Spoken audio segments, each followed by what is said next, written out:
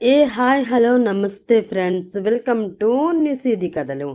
ఈరోజు మన నిషిది కథల్లో ఒక స్పెషల్ స్టోరీ అండి. మన సాటర్డే ఇవ్వలేదు కదా, అందుకని ఈరోజు ఇస్తున్నాను. కొంచెం వర్క్ బిజీగా ఉండడంతో ఈ సాటర్డే కుదురుతుందో లేదో కూడా చెప్పలేను, కానీ వారానికి ఒక రోజు అయితే స్పెషల్ స్టోరీ ఉంటుంది. ఈరోజు స్పెషల్ స్టోరీ చూసేద్దాం, వచ్చేసేయండి. అది ఒక కళ్యాణ మండపం. ఆ కళ్యాణ మండపంలో ఆ రోజు ప్రశాంత్ గీతికల పెళ్లి జరుగుతూ ఉంది.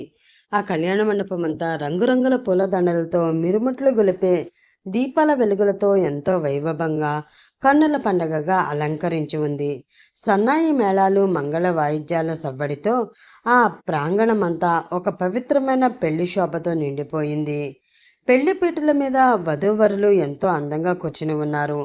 పెళ్లి కూతురు గీతగా మెరిసిపోయే పట్టుచీర కట్టుకుని, తల నిండా పూల జడతో, ఒంటి నిండా బంగారు ఆభరణాలు ధరించి అచ్చం మహాలక్ష్మిలా శోభాయమానంగా కూర్చుంది. పెళ్లి కొడుకు ప్రశాంత్ పట్టు పంచ లాంచి ధరించి రాకుమారుడిలా ఎంతో హుందాగా ఉన్నాడు. కానీ అంత అందంగా ఉన్న పెళ్లి కొడుకు మొహంలో మాత్రం నవ్వులేదు. పెళ్లి కూతురు సిగ్గుపడుతూ తల దించుకుంటూ ఉంటే, అసలు తనకి ఈ పెళ్లి ఇష్టం లేదు అన్నట్లు ఆమె వైపు కూడా చూడకుండా ఏదో నామమాత్రంగా పంతులు గారు చెప్తున్న పనులు చేస్తూ ఉన్నాడు పెళ్లి కొడుకు. అతని అలా చూసిన అతని తల్లిదండ్రులు కూడా కొంచెం బాధగా ఫీల్ అయ్యారు. వాడికి చెప్పవే, అందరి ముందు మొహం అలా పెట్టుకుని కూర్చుంటే తనకి ఈ పెళ్ళి ఇష్టం లేదు అని అందరికీ తెలిసిపోతుంది. ఎన్నో ఆశలతో తన జీవితంలోకి అడుగు పెడుతున్న ఆ అమ్మాయికి వాడికి ఈ పెళ్ళి ఇష్టం లేదేమో అన్న అనుమానం వస్తే ఎంత బాధపడుతుంది. కాస్త వాడికి అర్థమయ్యేలాగా నువ్వైనా చెప్పవే అని తన భార్య కస్తూరితో అన్నాడు దివాకర్. ఆ మాటతో అతని వైపు కొంచెం సీరియస్గా చూస్తూ, వాడిని ఈ పెళ్లికి ఒప్పించమన్నారు, ఒప్పించాను. అంతవరకు మాత్రమే నా బాధ్యత. వాడు ఇష్టపడి చేసుకుంటున్నాడా, ఇష్టం లేకుండా చేసుకుంటున్నాడా అన్నది మీకు మీ మనసుకి కూడా క్లియర్గా తెలుసు. మనం చెప్పాము అని మన కోసం ఆలోచించేవాడు ఈ పెళ్లి చేసుకుంటున్నాడు. అక్కడి వరకు సంతోషిద్దాము. అంతే తప్ప వాడు నవ్వుతూ చేసుకోవట్లేదు, నవ్వమని చెప్పు.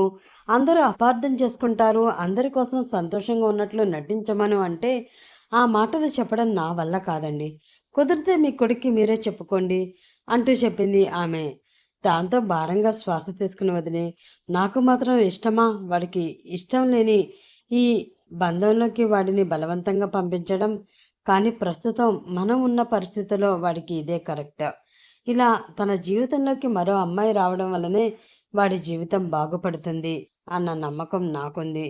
ఇప్పుడు ఇష్టం లేకుండా ఆ అమ్మాయి మెడలో తాళి కట్టి ఉండవచ్చు, కానీ త్వరలో ఆ అమ్మాయే వాడికి ప్రాణమైపోతుంది, చూస్తూ ఉండు అని దివాకర్ అంటూ ఉండగా, గట్టిమేళం గట్టిమేళం, బాబు ఈ మంగళసూత్రం తీసుకో, అమ్మాయి మెడలో మాంగళ్యధారణ చేయండి అని పంతులు గారు చెప్పారు. దానితో ఆ మాంగళ్యం వైపు అలానే చూస్తూ ఉండిపోయాడు ప్రశాంత్. అతనికి ఆ సూత్రాలు తీసుకోవాలని కానీ, అవి ఆమె మెడలో కట్టాలి అని కానీ ఏమాత్రం అనిపించడం లేదు.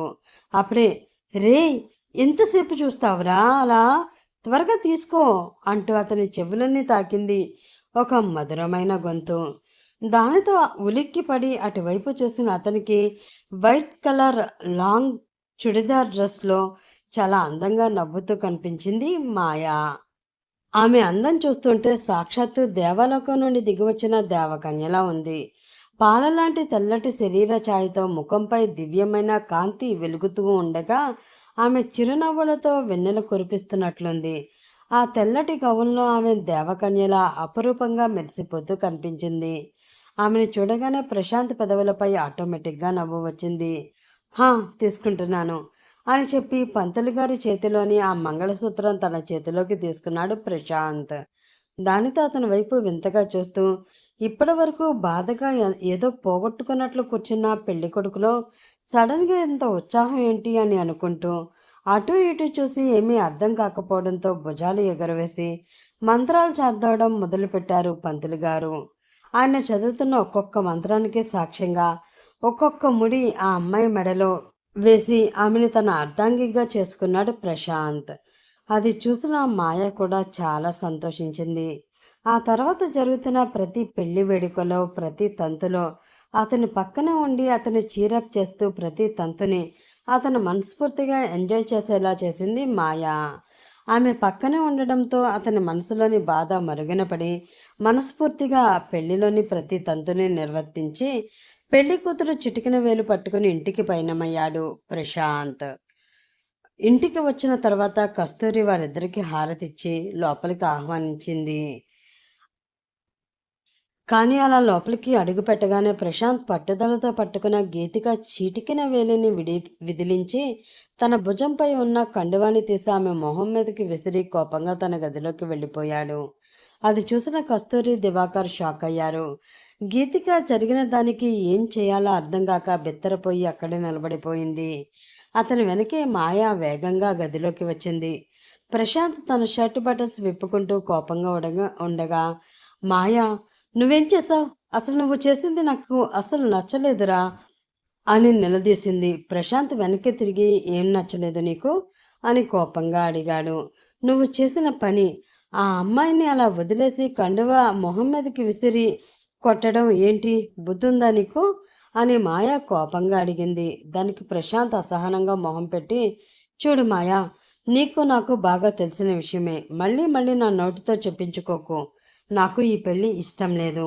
నా భార్య స్థానంలో నువ్వు తప్ప మరొకరు రావడాన్ని నేను సహించలేను. అలాంటిది తనని నా భార్య స్థానంలోకి తీసుకువచ్చానంటే అది కేవలం నీకోసం.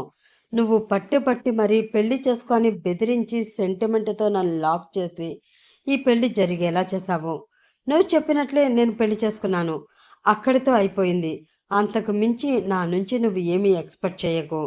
ఈ ఇంట్లో తన స్థానం ఇంటి కోడలు అవ్వచ్చు, కానీ నా దృష్టిలో తను కేవలం ఒక పని మనిషి అని కఠినంగా చెప్పాడు. ఆ మాటలకి మాయకి చాలా కోపం వచ్చింది. పిచ్చా నీకు? తాళి కట్టిన పెళ్ళాన్ని పట్టుకుని పని మనిషి అంటావేంటి? మత్తులో ఏమైనా మాట్లాడుతున్నావా? నేను కూడా నీకు ఎన్నోసార్లు చెప్పాను కదా, నేను నీ జీవితంలోకి రావడం అన్నది జరగని పని అని.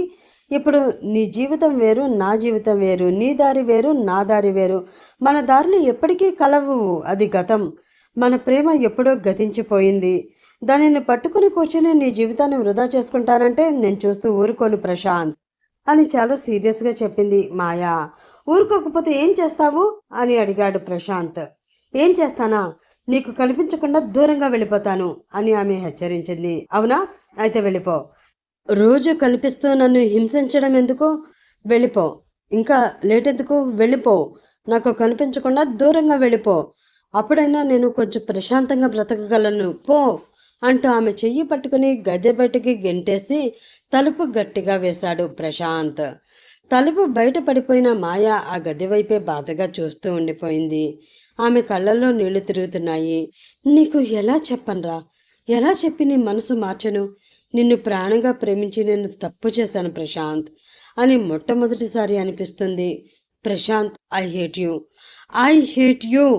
నువ్వు మళ్ళీ నన్ను పిలిచే వరకు నేను నీ కంటికి కనిపించాను అనుకుంటూ అక్కడే దిగులుగా ఉన్న కస్తూరి, గీతిక, దివాకర్లని ఒకసారి చూసి ఆ ఇంటి నుండి కన్నీళ్లతో బయటికి వెళ్ళిపోయింది మాయా.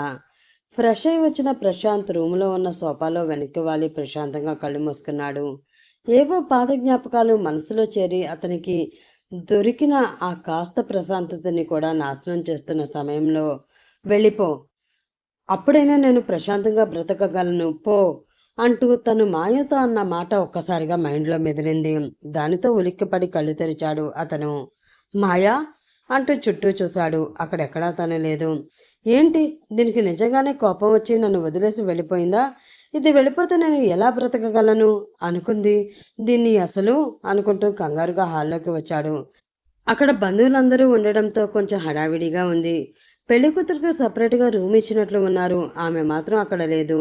అలా కళ్ళతో ప్రశాంత్ వెతకడం చూసిన బంధువులందరూ తన పెళ్ళం కోసం వెతుకుతున్నట్టు ఉన్నాడు అని అనుకుని ముసిముసిగా నవ్వుకుంటూ ఉన్నారు.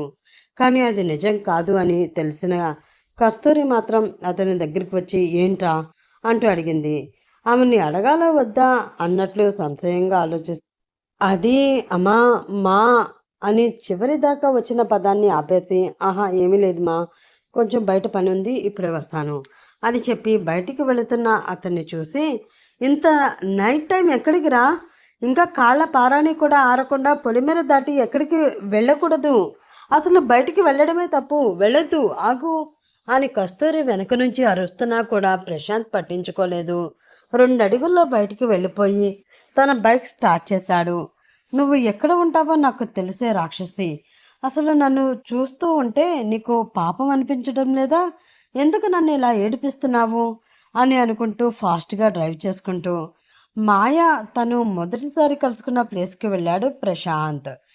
తను ఊహించినట్లే నిజమయ్యి అక్కడే రోడ్డు పక్కన ఉన్న బెంచి మీద మూతి ముడుచుకొని కూర్చుంది మాయ. ఆమెని చూడగానే అప్పటి వరకు ఆగిపోయిందేమో అనుకున్న తన గుండె మళ్ళీ ప్రశాంతంగా కొట్టుకుంటూ ఉండడంతో ఇన్నేళ్ళు వచ్చినా కూడా దీనికి చిన్నపిల్లల చేష్టలు పోలేదు. ఎలా అలిగి కూర్చుందో, ఏదో ఒక మాట అంటేనే ఇంత ఆవేశపడిపోయి దూరంగా వచ్చేసిందే. అదే నా జీవితంలోకి మరో అమ్మాయి వచ్చి తనతో నేను సంతోషంగా ఉంటే ఇది చూసి తట్టుకోగలదా? ఏదో పైకి మాత్రం త్యాగమూర్తిలాగా వీరనారిలాగా బిల్డప్లు ఇస్తుంది, కానీ నేను నిజంగా తనతో ప్రేమగా ఉంటే అది చచ్చిపోదు అని మనసులో అనుకుని బైక్ పార్క్ చేసి ఆమె దగ్గరికి వెళ్ళాడు. ఏంటి మేడం గారు ఎక్కడికి వచ్చి కూర్చున్నారు అని అడిగాడు ప్రశాంత్. అతని వైపు చూడకుండా మొహం పక్కకు తిప్పుకుంది మాయా. ఆమె తిప్పుకున్న అటువైపు వెళ్ళి ఏమైందమ్మా బంగారం అని అంటూ వచ్చి ఆమె పక్కనే కూర్చున్నాడు ప్రశాంత్. అతనికి తన శరీరం టచ్ అవ్వకుండా కొంచెం దూరం జరిగి కూర్చుని, ఏమీ లేదు, పొమ్మన్నావు కదా, వచ్చేసాను. మళ్ళీ నా వెనకెందుకు వచ్చావు అని కోపంగా అడిగింది ఆమె. దాంతో మరింత చిన్నగా నవ్వుకుంటూ, నన్ను వదిలి నువ్వెక్కడికి పోతావే? నువ్వు నా ప్రాణం. నా ప్రాణం నాలోనే ఉన్నంత వరకు నువ్వు నాతోనే ఉంటావు అని అంటూ ప్రేమగా ఆమె చేతిని తన చేతిలోకి తీసుకున్నాడు ప్రశాంత్. ఆ చేతిని విడిపించుకుంటూ, ఇలాంటి కవర్లు నాతో చెప్పొద్దు ప్రశాంత్. నిజంగా నేనంటే నీకు ప్రేమ ఉంటే నేను చెప్పింది చెప్పినట్లు చేస్తావు. అంతేకాని ఇలా నీ ఇష్టానికి ప్రవర్తించి చివరికి నన్నే పొమ్మని అన్నవు కదా అంది మాయా. ఆ మాటతో అతనికి కూడా కొంచెం అసహనంగా అనిపించింది. మాయా ప్లీజ్, ఇప్పటికే నాకు ఇష్టం లేకపోయినా నువ్వు చెప్పినట్లే చేశాను. ఇంకా నా వల్ల కాదు మాయా, ఇదిగో ఇక్కడ అంటూ తన గుండె మీద చెయ్యి వేసుకుని చూపిస్తూ, ఇది మొత్తం నీ రూపంతోటే నిండిపోయింది. ఇది ఇంకా కొట్టుకుంటూ ఉంది అంటే అర్థం నువ్వు నా పక్కనే ఉన్నావు అని. ఈ విషయం నీకు ఎందుకు అర్థం కావడం లేదు? నేను నిన్ను తప్ప మరొక అమ్మాయిని నా పక్కన ఊహించుకోలేను. ప్లీజ్ నా మాట వినవే అని బతిమలాడుతూ ఉన్నాడు ప్రశాంత్. లేదు ప్రశాంత్, నువ్వెన్ని చెప్పినా నేను వినను. నువ్వే కాదు, నేను కూడా నిన్ను ప్రాణంగా ప్రేమించాను. కానీ మనం కలిసి బ్రతికే రాత మన నుదుటి మీద లేనప్పుడు దానిని మనస్ఫూర్తిగా అంగీకరించి ముందుకు వెళ్ళిపోవడం తప్ప మరొక దారి మన ఇద్దరికీ లేదు. నేను ఆల్రెడీ మూవ్ ఆన్ అయిపోయాను. కానీ నువ్వు నా కోసమే బెంగ పెట్టుకుని పిచ్చివాడివి అయిపోతున్నావు. అది భరించలేక తిరిగి మళ్ళీ నీ దగ్గరకు వచ్చాను. నన్ను ప్రశాంతంగా ఉండని ప్రశాంత్. ప్లీజ్, ఈ నరకం అనుభవించడం నా వల్ల కాదు అని కన్నీళ్లు పెట్టుకుంటూ అంది మాయా. ఆ మాటలు విన్న ప్రశాంత్ గుండె తరుక్కుపోయింది. ఆమె కళ్ళల్లో నీళ్లు అతను అసలు భరించలేడు. వెంటనే ఆ నీళ్లని తుడుస్తూ, మాయా ప్లీజ్ ఏడవకే, నువ్వు ఏడిస్తే నేను భరించలేను. నా గుండె ఆగిపోతున్నంత నొప్పి వస్తుంది తెలుసా అని అన్నాడు ప్రశాంత్. అవునా? నిజంగా అంత నొప్పి వస్తుందా? నిజంగా నువ్వు నా కోసం అంత బాధపడుతున్నావా? అంత బాధపడేవాడివే అయితే నేను చెప్పినట్లు వింటావు కదా. ఎందుకు వెనకడుగు వేస్తూ మొండిగా ప్రవర్తిస్తూ నన్ను ఇంకా ఇంకా బాధ పెడుతున్నావు? నా జీవితంలో నేను పడిన బాధలు కష్టాలు చాలావా ప్రశాంత్? అనాథగా పుట్టి అనాథగా పెరిగి ఏ బంధం తెలియకుండా ఒంటరిగా బ్రతుకుతున్న సమయంలో నాకు తోడుగా నువ్వు వచ్చావు. నువ్వు వచ్చిన తర్వాతే జీవితం అంటే ఏంటి, సంతోషం అంటే ఏంటి అన్నది నేను తెలుసుకున్నాను. నాకు అంత సంతోషాన్ని పంచిన నువ్వే నా సంతోషాన్ని నాశనం చేస్తావా? నా బాధకే కారణమవుతావా అని సూటిగా అతన్ని చూస్తూ అడిగింది మాయా. ఆ మాటలు విన్న ప్రశాంత్ ఇంకా తట్టుకోలేకపోయాడు. సరే, నువ్వు సంతోషంగా ఉండడమే నాకు కావాలి. నేను మరొక అమ్మాయికి దగ్గర కావడమే నీ సంతోషానికి కారణం అంటే అలాగే, నువ్వు చెప్పినట్లే చేస్తాను. నువ్వేం చెప్తే అదే చేస్తాను. రా, ఇంటికి వెళదాం అంటూ ఆమె చెయ్యి పట్టుకున్నాడు అతను. నువ్విలా ఒట్టి మాట మీద చెప్పి రా ఇంటికి వెళదామంటే నేను రాను. నాకు మాట ఇచ్చి నేను ఎప్పుడు ఏది చేయమంటే అదే చేయాలి. అలా చేస్తాను అని నా మీద ప్రామిస్ చేసి నువ్వు చెప్తేనే వస్తాను అని మొండిగా పట్టుబట్టి కూర్చుంది మాయా. ఆమె వైపు చూస్తూ ఉంటే తిట్టాలో కొట్టాలో ఏం చెయ్యాలో అతనికి అర్థం కావడం లేదు. తన మనసు చంపుకొని ఆమె చెప్పినట్లు చెయ్యలేడు. ఆ మాట పైకి చెప్పి ఆమెని దూరము చేసుకోలేడు. ఏం చేసినా సరే తనకి నరకమే. అలాంటప్పుడు ఆ నరకంలో తనకి తోడుగా ఉంటాను అని ఆమె మాట ఇస్తున్నప్పుడు ఆమె చెప్పినట్లు చేయడమే మంచిది అనుకున్న అతను, సరే ఈ క్షణం నుండి నువ్వు ఏది చెప్తే నేను అదే చేస్తాను అంటూ మాట ఇచ్చాడు. ఆ మాటతో అతని రెండు బుగ్గలు పట్టుకుని సాగలాగుతూ, ఐ లవ్ యూ రా బంగారం, అందుకే నువ్వంటే నాకు చచ్చేంత పిచ్చి అని ఆ మాటతో ఆమె వైపు చూస్తూ, రాక్షసివే నువ్వు, ఎలా అయినా నీకు కావాల్సింది నువ్వు చేయించుకుంటావు అని చిన్నగా నవ్వుతూ ఆమెను తీసుకుని ఇంటికి వచ్చాడు ప్రశాంత్.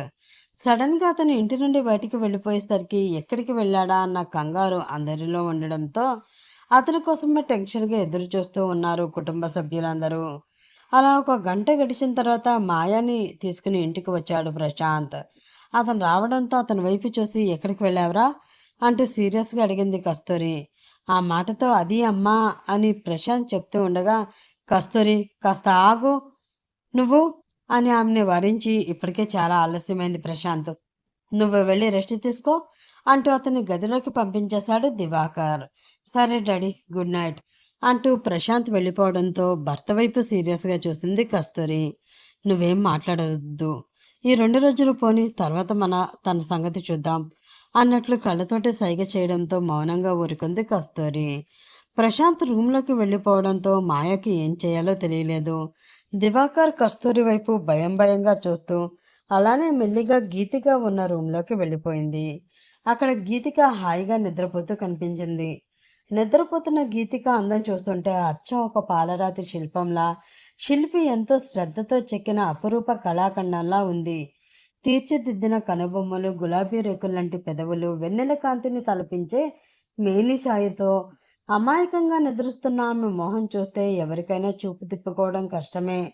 అది చూసి నిశ్చయంగా, ప్రశాంత్ నువ్వు లక్కీ ఫెలోరా, ఇంత అందమైన కుందనాల బొమ్మ నీకు పెళ్ళంగా దొరికింది అంటే this credit goes to one and only Maya అని తనని తానే పొగుడుకుని, తనకి కూడా బాగా నిద్ర వస్తూ ఉండడంతో అక్కడే ఉన్న సోఫాలో వాలిపోయింది మాయా.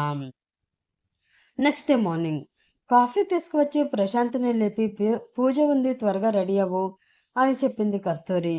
కానీ ఆ పూజ చేయడం అసలు ఇష్టం లేని ప్రశాంత్, అమ్మా ఇప్పుడు ఇవన్నీ అవసరమా అని అసహనంగా అన్నాడు.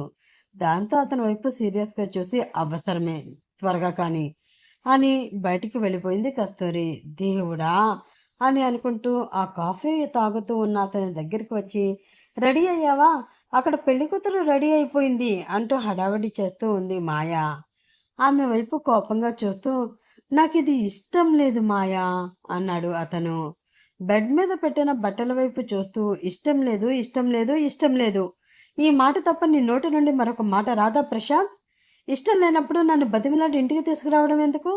నీ సంతోషం చేసి వెళ్ళిపోతాను అని చెప్పాను, కానీ నిన్ను చూస్తూ ఉంటే నన్ను పంపించడం నీకు అసలు ఇష్టం లేనట్లుగా ఉందే అంది మాయా కోపంగా. అవును, నిన్ను పంపించడం నాకు ఇష్టం లేదు, నువ్వు ఎప్పటికీ నాతోనే ఉండాలి అన్నాడు ప్రశాంత్. అది సాధ్యం కాని పని ప్రశాంత్. అక్కడ నా వాళ్ళు నా కోసం ఎదురు చూస్తున్నారు, నేను వెళ్ళిపోవాలి. నేను బాధగా వెళ్తే అదే తలుచుకుంటూ ఉండాలా లేదా సంతోషంగా వెళ్ళాలా అన్నది నువ్వే నిర్ణయించుకోవాలి. ప్రతిసారి ఈ మాట నీకు నేను చెప్పలేను, మర్యాదగా రెడీ అయ్యిరా అని చెప్పి బయటికి వెళ్ళిపోయింది మాయా. దాంతో ఇంకా తప్పక రెడీ అయి వచ్చి మాయ చెప్పినట్లే ఆ పూజలో పాల్గొని ఆ పూజను పూర్తి చేశాడు ప్రశాంత్.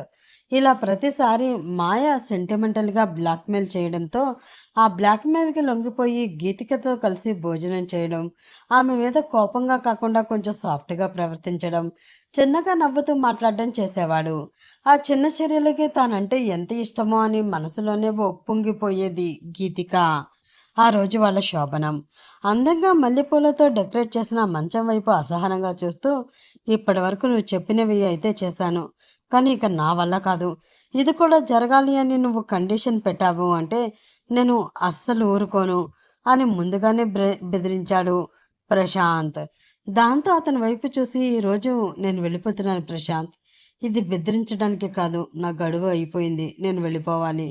నేను వెళ్లే ముందు నీ సంతోషం చూడాలి అనుకున్నాను, నీ మనసు తెలుసుకుని నేను మనస్ఫూర్తిగా ప్రేమించే అమ్మాయి నీ జీవితంలోకి రావాలి అనుకున్నాను, అందుకే గీతికని నీ జీవితంలోకి తీసుకువచ్చాను.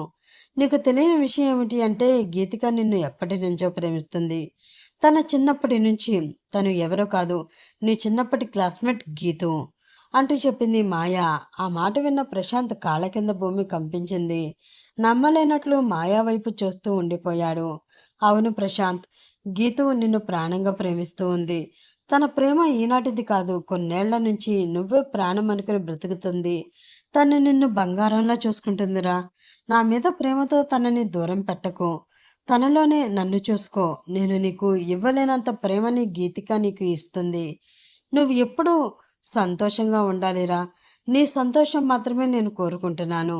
ఆమె కళ్ళ నుండి కన్నీళ్లు చెంపల మీదుగా జారిపోతూ ఉండగా చెప్పింది మాయా. అది కాదే, నాకు నాకు నువ్వంటే ప్రాణమే. నన్ను వదిలేసి వెళ్ళకే అంటూ ఆమె చేతిని పట్టుకోబోయాడు ప్రశాంత్. ఆ చేతిని అతనికి అందకుండా కొంచెం దూరం జరుగుతూ, నువ్వు పట్టుకోవాల్సింది నా చేతిని కాదురా, గీతు చేతిని. నేను నీ గతం, గీతిక నీ భవిష్యత్తు. నాకు నీతో కలిసి బ్రతికే అదృష్టం లేదురా. ఆ అదృష్టాన్ని దూరం చేసుకుని ప్రతి క్షణం నేను ఎంత కుమిలిపోతున్నానో నాకు తెలుసు. ఆ బాధని మరొక అమ్మాయికి పంచాలి అని నాకు లేదు. కాబట్టి నా మీద ఉన్న ప్రేమని గీతు మీద చూపించు.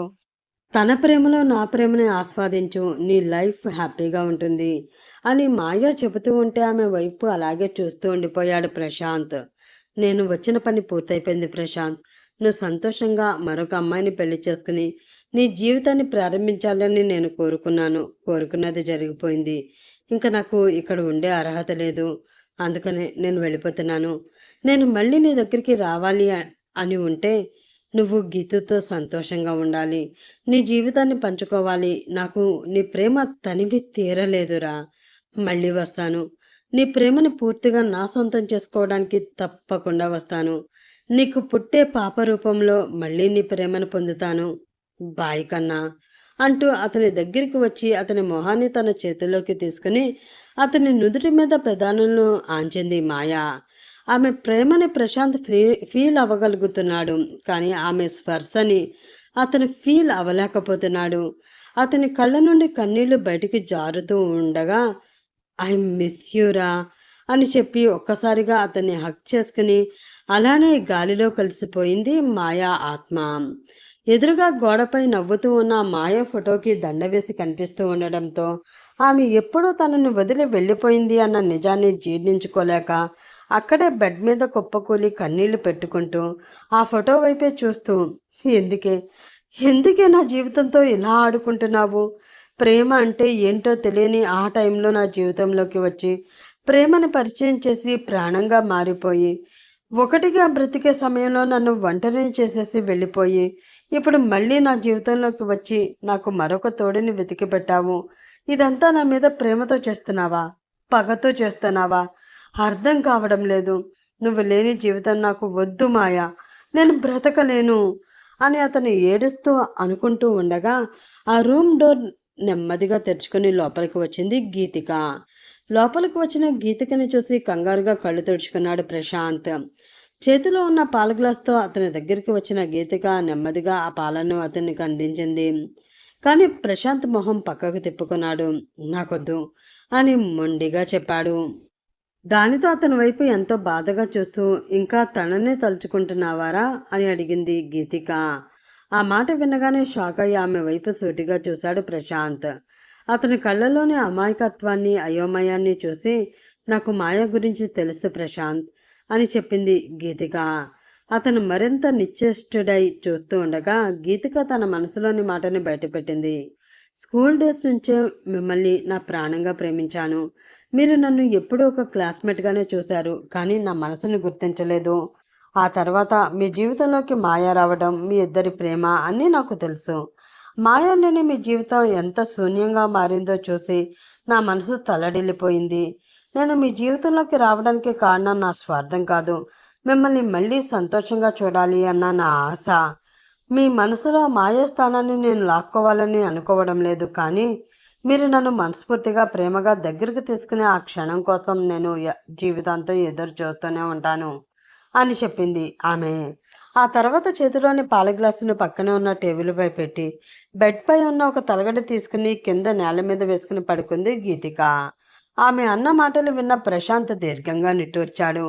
తను కూడా బెడ్ ఎక్కి పడుకొని మాయతో తనకి ఏర్పడిన మొదటి పరిచయం, ఆ స్నేహం కాస్త గాఢమైన ప్రేమగా మారిన వైనం, చివరికి ఒక ఘోరమైన రోడ్డు యాక్సిడెంట్లో ఆమె తనను శాశ్వతంగా వదిలి వెళ్ళిపోవడం, ఇలా ఒక్కొక్క జ్ఞాపకాన్ని తలుచుకుంటూ గుండె బరువెక్కిపోగా ఎప్పటికో నిద్రలోకి జారుకున్నాడు అతను. మరుసటి రోజు నుంచి ప్రశాంత్ జీవితం ఒక కొత్త మలుపు తిరిగింది.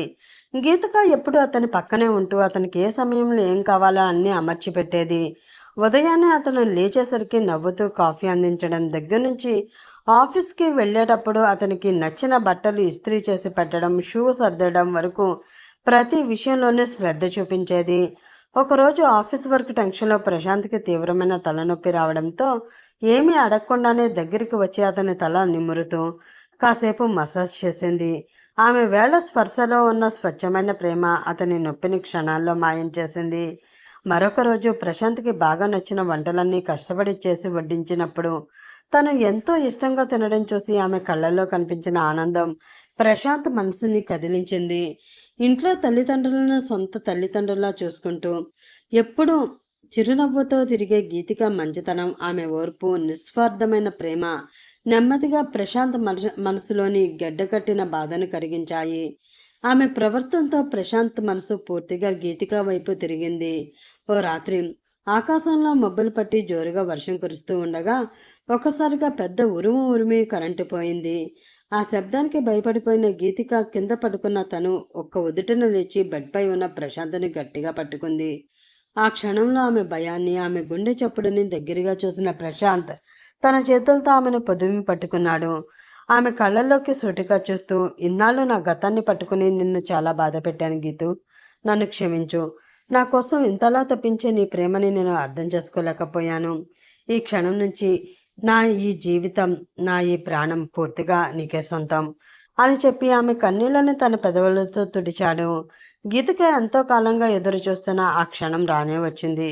ఆ రాత్రి ఆ చల్లని వాతావరణంలో మల్లెల సువాసనల మధ్య వారిద్దరి తనువులు మనసులు ఏకం చేసుకుని ఒకటయ్యారు. కొన్నేళ్ల తర్వాత ఆ ఇంట్లో పసిపాప ఏడుపు వినిపించింది. గీతిక ఒక అందమైన ఆడపిల్లకి జన్మనిచ్చింది. ఆ చిన్నారిని తన చేతిలోకి తీసుకున్న ప్రశాంత్ కళ్ళల్లో ఆనంద బాష్పాలు తిరిగాయి. ఆ పాప మొహంలో వెలిగిపోతున్న చిరునవ్వుని చూస్తూ, నీకు పుట్టే పాప రూపంలో మళ్ళీ నీ ప్రేమను పొందడానికి వస్తాను అన్న మాయా మాటలు ప్రశాంత్ మధ్యలో మెదిలాయి. వెంటనే గీతిక వైపు ప్రేమగా చూస్తూ, మన పాపకి మాయా అని పేరు పెట్టుకుందాం గీతు అన్నాడు ప్రశాంత్. ఆమె ఎంతో సంతోషంగా తల ఊపడంతో ఆ పాపను గుండెలకు హత్తుకుని ముద్దాడాడు. అలా వారిద్దరి జీవితం ప్రేమ ఆనందంతో పరిపూర్ణమైంది. మాయ వారికి ఒక కమ్మని కలగా మిగిలిపోయింది. ఇంతటితో ఈ కథ సమాప్తం. మరొక కథలో మరొక రోజు కలుసుకుందాం. అప్పటి వరకు బాయ్ బాయ్ ఫ్రెండ్స్. అలాగే సబ్స్క్రైబ్ చేసుకుని మీ సపోర్ట్ అందించడం మాత్రం మర్చిపోవద్దు. Please please please please.